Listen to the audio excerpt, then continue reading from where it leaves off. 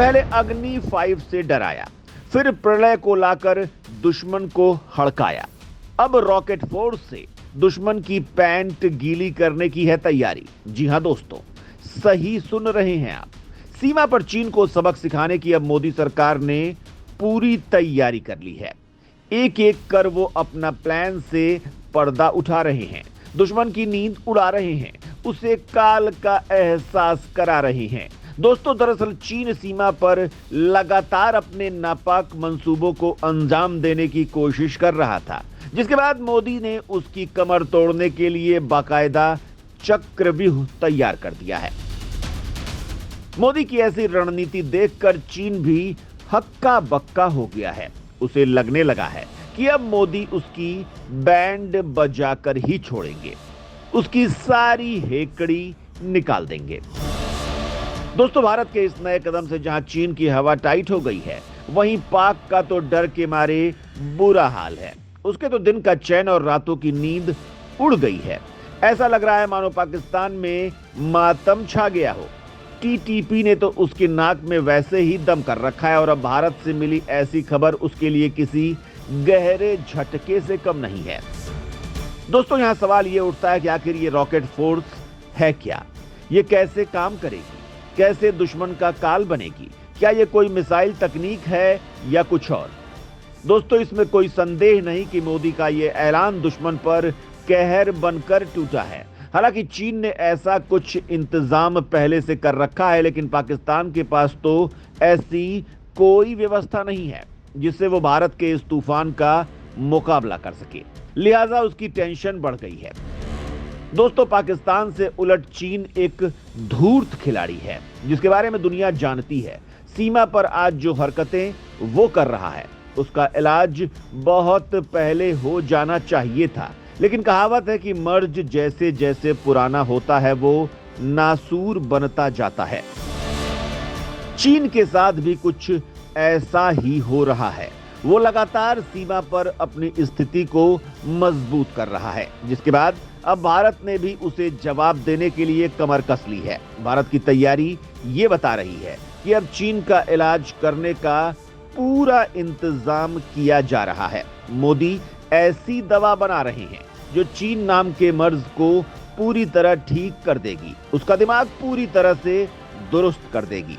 दोस्तों, यहाँ सवाल ये उठता है कि चीन की हरकतों को देखकर जो इंतजाम किए जा रहे हैं, क्या वो काफी हैं या अभी और कुछ तैयारी करने की जरूरत है? क्या थल सेना के साथ वायुसेना और नौसेना को भी मुकम्मल तैयारी की जरूरत नहीं है?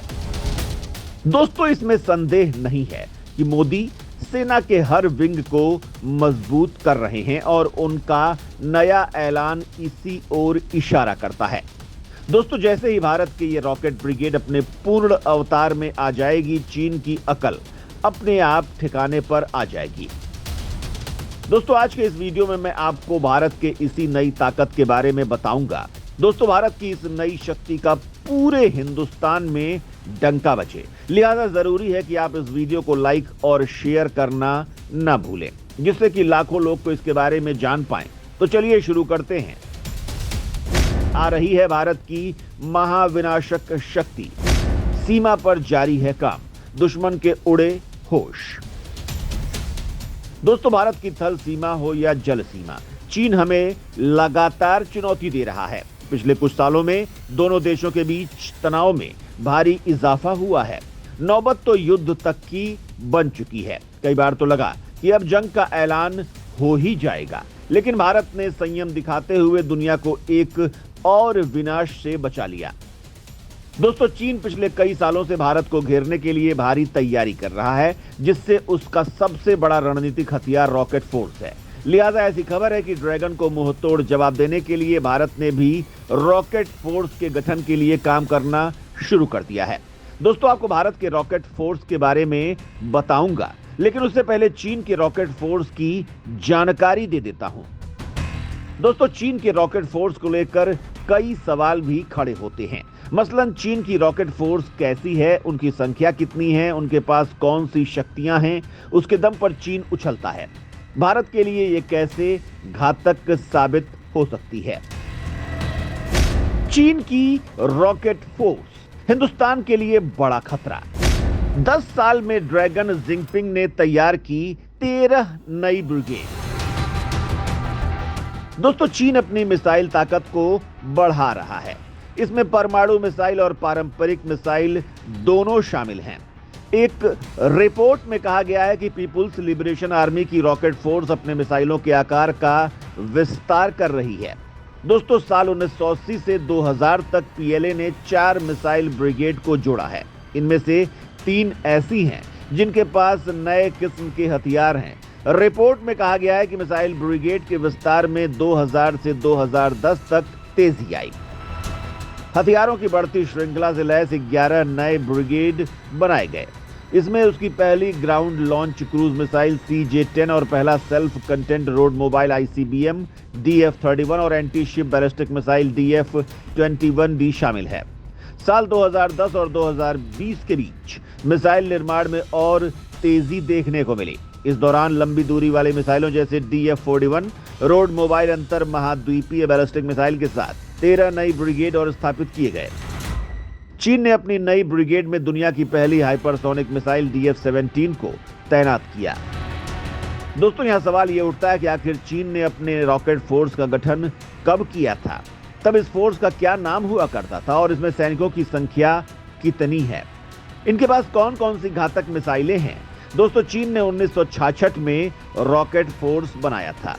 ये मिसाइलों के जरिए अपने दुश्मनों पर हमला करती है। शुरुआत में इसका नाम सेकेंड आर्टिलरी कोर था।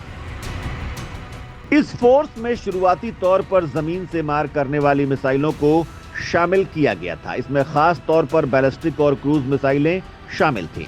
इनमें परमाणु और पारंपरिक हथियारों को ले जाने की क्षमता है।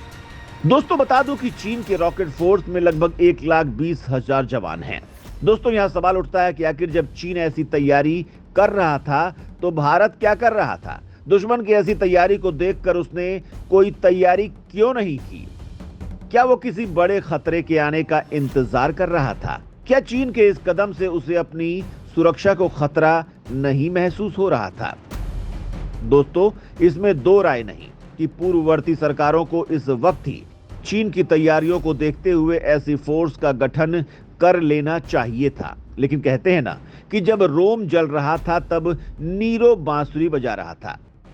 हमारी पूर्ववर्ती सरकारों के साथ भी कुछ ऐसा ही था। लेकिन अब मोदी ने इस भूल को सुधारने का काम शुरू किया है। भारत भी कर रहा है रॉकेट फोर्स का गठन। अब चीन की निकल जाएगी सारी हेकड़ी। दोस्तों, चीन को उसी की भाषा में जवाब देने के लिए भारत कम दूरी की बैलिस्टिक मिसाइलों को स्टोर करने के लिए सीमावर्ती राज्यों में मल्टी फंक्शनल भंडारण सुरंगों का निर्माण कर रहा है। बताया जा रहा है कि भारत की तरह ऐसी सुरंगों का निर्माण किया जा रहा है जो किसी भी हमले की स्थिति में इन मिसाइलों को सुरक्षित रखेंगी और इन सुरंगों के जरिए भारत सटीकता के साथ फौरन दुश्मन को अपना निशाना बना सकता है। दोस्तों, जैसा कि आप जानते हैं कि चीन के पास पहले से ही रॉकेट फोर्स है। मिलिट्री एक्सपर्ट्स का कहना है कि अगर भारत के साथ युद्ध की स्थिति बनती है तो युद्ध के प्रारंभिक चरण में चीन अपने मिसाइलों के जरिए भारत के कमांड सेंटर्स, नियंत्रण केंद्रों, हवाई ठिकानों, मिलिट्री फोर्स ठिकानों, रसद सामग्री ठिकानों और अन्य बुनियादी ठिकानों को नष्ट करने की कोशिश करेगा, जिससे युद्ध शुरू होते ही भारत को बैकफुट पर धकेला जा सके। दोस्तों, यहां सवाल यह उठता है कि ऐसे हालात में भारत क्या करेगा? कैसे चीन को मुंहतोड़ जवाब देगा? कैसे उसकी युद्ध नीति को फेल करेगा? दोस्तों, भारत के पास इस तरह के हमले का जवाब देने के लिए जमीन से लॉन्च करने वाली मिसाइलें हैं। लेकिन अगर चीन से तुलना की जाएगी और अगर सर्विस को देखा जाए तो भारत के पास गंभीर तौर पर सीमित विकल्प फिलहाल मौजूद हैं। भारतीय थल सेना और वायुसेना दोनों के पास जमीन पर आधारित ब्रह्मोस मिसाइलें हैं, लेकिन संयुक्त अभियान या संयुक्त क्षमताओं की कमी का मतलब ये है कि उनका बेहतर उपयोग नहीं किया जा सकता है। लिहाजा भारत के मिलिट्री एक्सपर्ट्स लगातार रॉकेट फोर्स के गठन की मांग करते आए हैं, जिस पर अब भारत ने काफी तेजी से काम करना शुरू कर दिया है। दोस्तों, सैन्य विश्लेषकों के मुताबिक भारत को भी चीन की आक्रामकता का जवाब देने और युद्ध के लिए किसी भी वक्त तैयार होने के लिए विशालकाय रॉकेट फोर्स का निर्माण करना होगा, जिसमें कम से कम 50 से 70,000 सैनिकों को रखना होगा। इसके अलावा भारत को अपने पूर्वी और पश्चिमी मोर्चे पर बैलिस्टिक मिसाइल ब्रिगेड की तैनाती करनी होगी। इस वक्त देखा जाए तो भारत के पास रोड मोबाइल टैक्टिकल मिसाइलों का अभाव है और भारत के पास अभी सिर्फ शौर्य और प्रहार मिसाइलें ही हैं। लिहाजा भारत को ऐसे मिसाइलों की संख्या बढ़ाने की जरूरत होगी, यानी भारत को भी चीन की तरह अपने मिसाइल जखीरे को बढ़ाने की जरूरत होगी, जिसकी तैयारी भारत ने शुरू कर दी है। दोस्तों, भारत के पूर्व सैन्य प्रमुख जनरल मनोज नरवणे भी कह चुके हैं कि भविष्य में सैन्य संघर्ष का स्वरूप पूरी तरह से अलग होने वाला है। ऐसी रिपोर्ट है कि चीन भी काफी तेजी से ऐसे इंफ्रास्ट्रक्चर का विकास कर रहा है जिसमें सैन्य अड्डों के अलावा रेलवे लाइंस भी शामिल हैं, जिनके जरिए हथियारों का ट्रांसपोर्टेशन काफी आसानी से किया जा सके। ऐसे में भारत भी काफी तेजी से इंफ्रास्ट्रक्चर और सुरंगों का निर्माण कर रहा है, जिससे दुश्मनों को करारा जवाब दिया जा सके, उसके दांत खट्टे किए जा सके। दोस्तों, हमारे एक दुश्मन पाकिस्तान की हालत तो पहले ही तालिबान ने ढीली कर रखी है। सीमा पर जिस तरह से अफगानिस्तान में पनाह के लिए आतंकी पाक सैनिकों को निशाना बना रहे हैं, उससे उसकी फटी पड़ी है। कहां तो वो कश्मीर को लेने की बात कह रहा था, कहां अब उसके हाथ से बलूचिस्तान भी जा रहा है, जिसकी जानकारी मैं अगले वीडियो में आपको दूंगा। तो पाकिस्तान की बर्बादी का ये नया अध्याय जानने के लिए आप हमारे अगली वीडियो जरूर देखें।